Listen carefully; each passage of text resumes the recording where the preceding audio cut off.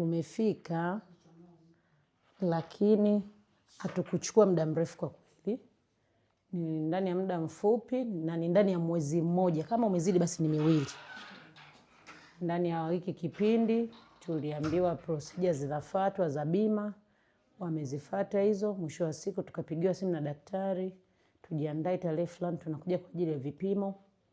Vipimo vimefanyika na ameweza kufanyiwa operation leo. Tuna huduma ngeni kidogo ambao tunaifanya mara chache.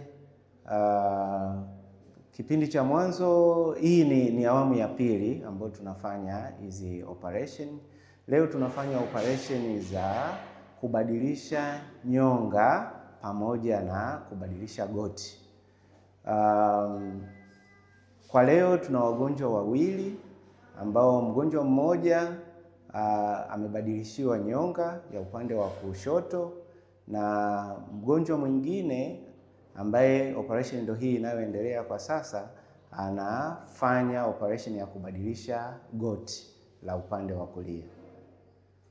Kwa ujumla operation hizi zinaenda kutuongezea wigo ya huduma katika hospitali yetu.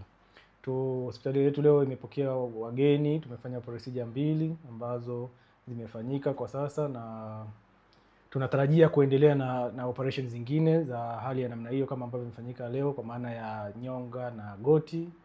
Lakini pia tuna huduma mbalimbali zingine za kibingwa ambazo huwa tunaendelea kuzifanya katika hospitali yetu hii ya Waja.